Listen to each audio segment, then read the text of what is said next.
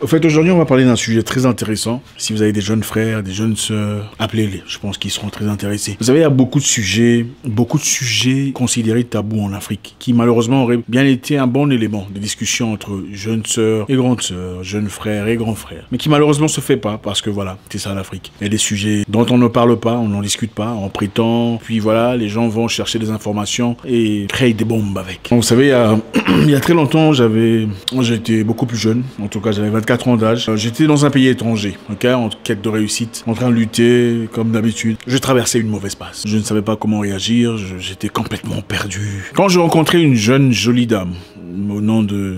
je ne sais plus exactement. Elle était élégante. Qu'est-ce qu'elle était ravissante. Elle était jolie, intelligente, radieuse, ingénieuse. Vous savez, le genre de femme qui...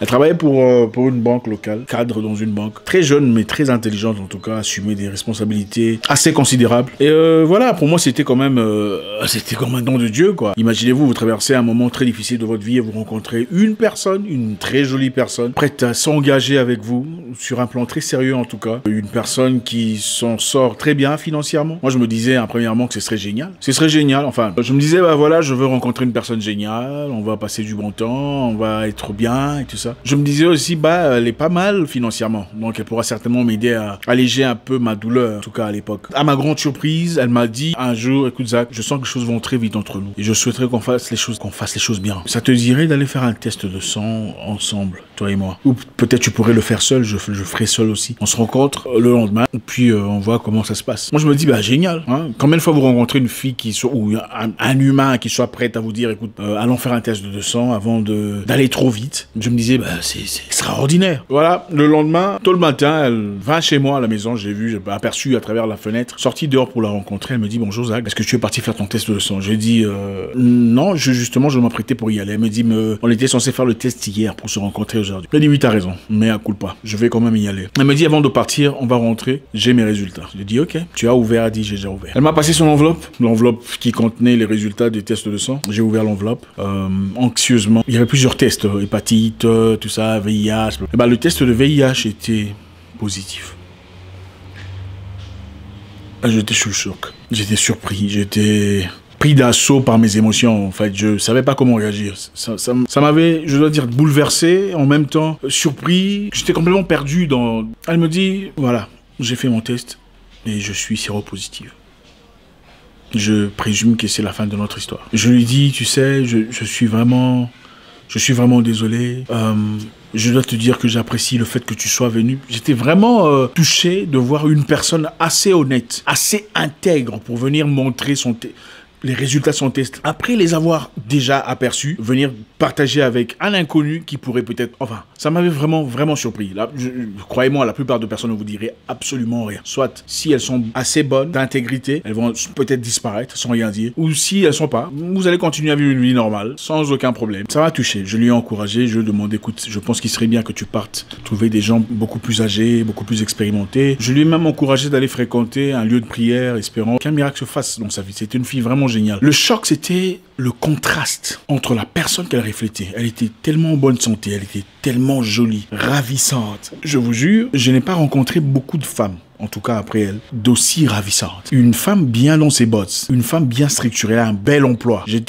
Ça ne s'écrit pas sur le visage. Jeune homme, jeune femme, peu importe l'élégance, l'intelligence, la splendeur que reflète la personne qui vous attire. Ne soyez pas aveuglés. Aujourd'hui, je voudrais vous encourager à faire quelque chose de très important. Je sais que beaucoup d'entre nous sommes trop hypocrites. Okay? On choisit soit de ne pas en parler ou on vous demande de vous abstenir. C'est bien de vous abstenir. L'abstinence, c'est la meilleure des choses. C'est génial. Mais la triste réalité est celle-ci. 4% des personnes qui prétendent s'abstiner, 4% seulement s'abstinent. Beaucoup font des choses mais ne s'abstinent pas. Donc, au lieu de venir ici et faire semblant et vous dire de vous abstiner, sachant que vous ne le ferez pas, je préfère vous demander de vous protéger quand vous sortez. Si vous priez, abstinez-vous. Mais si vous voulez tomber ou pécher, tombez en vous couvrant. Je ne dirai pas le taux de Congo, Kinshasa, de Brazzaville, de Côte d'Ivoire, Cameroun, le Bénin, vous pouvez faire des recherches vous-même. Mais laissez-moi vous dire, en Afrique subsaharienne, prenons l'Afrique du Sud ou le Swaziland, une personne sur 4 est atteinte du VIH. Donc vous comptez 1, 2, 3, 4, celui-là est atteint. 1, 2, 3, 4 atteint. 1, 2, 3, 4 atteint. Et il n'y a pas que ça. Il y a beaucoup de maladies, beaucoup d'infections sexuelles sexuellement transmissible. Et pourquoi j'en parle, vous demandez? Beaucoup de jeunes, au lieu d'apprendre à la maison, vont apprendre dehors. Et c'est ça le grand problème. Les aînés doivent avoir le courage de parler à leurs enfants et pas être hypocrites. Les enfants grandissent. Il faut leur parler. Il faut discuter. Il faut s'ouvrir. Si vous ne préparez pas vos enfants pour ce monde bizarre dans lequel on vit, les rues le feront pour vous. Et peut-être que vous n'aimerez pas les résultats. Si vous-même vous êtes marié déjà des vierges, je comprends. Vous avez peut-être vraiment besoin de lui apporter un plus. Mais lui dire de s'abstiner,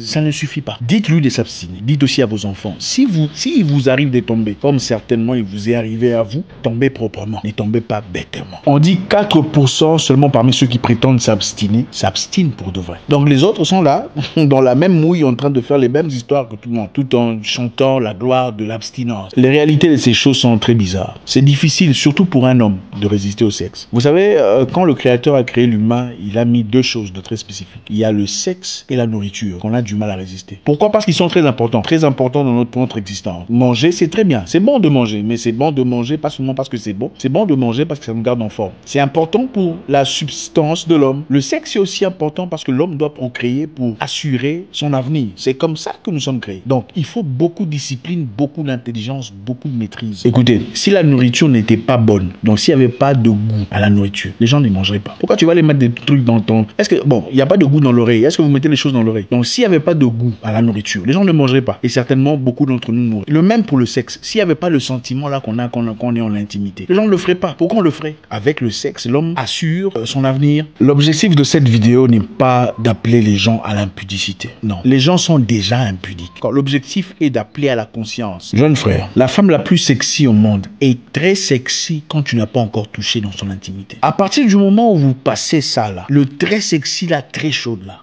disparaît. Vous revenez à la réalité. Là, maintenant, tu commences à la voir sans filtre. Même Beyoncé, Jay-Z n'a pas le même sentiment vis-à-vis de Beyoncé que le sentiment que toi, tu as pour Beyoncé. Parce qu'il connaît Beyoncé dans sa profondeur. Donc, il n'y a rien, il n'y a pas de quoi devenir fou. Mon message est celui-ci. Parlez à vos enfants. Si vous ne pouvez pas leur parler, si vous ne pouvez pas parler à vos enfants, comme en Afrique généralement, demandez à vos petits frères, vos petites soeurs, leurs oncles, de parler à vos enfants. Demandez à un grand frère du quartier, une personne autour duquel ils sont à l'aise, de discuter, de parler de ces histoires. C'est très important. Et vous savez, il n'y a pas que le sida. Il y a la gonorrhée, il y a le chlamydia, il y a l'herpès. On dit 12 millions de Français sont atteints d'herpès. L'herpès est transmissible à travers un baiser. Vous embrassez quelqu'un bêtement, vous avez 12 millions. Vous aussi, vous êtes français, non? Il y a des maladies virales telles que l'hépatite B.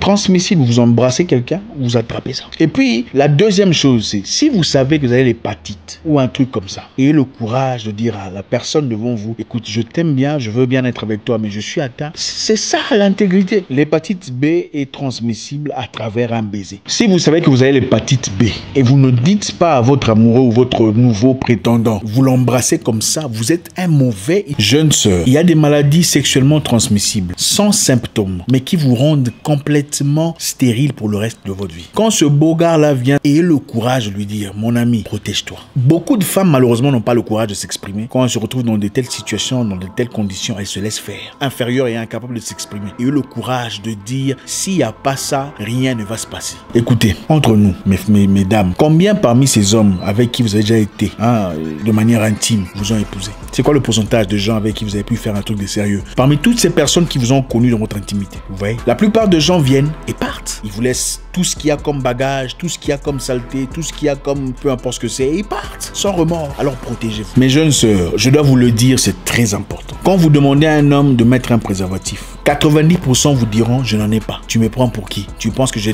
marche dans les rues avec des préservatifs en poche? Oui.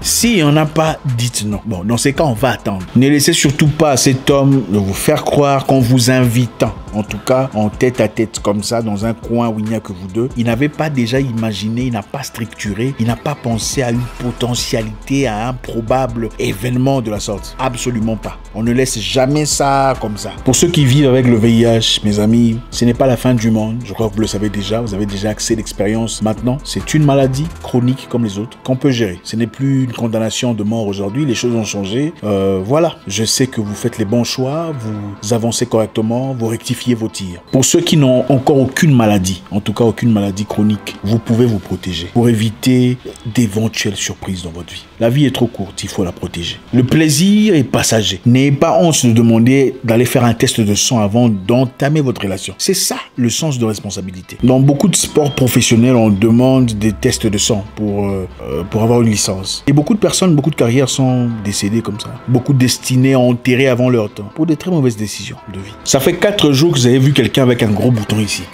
Mais vous allez l'embrasser parce que le bouton a disparu.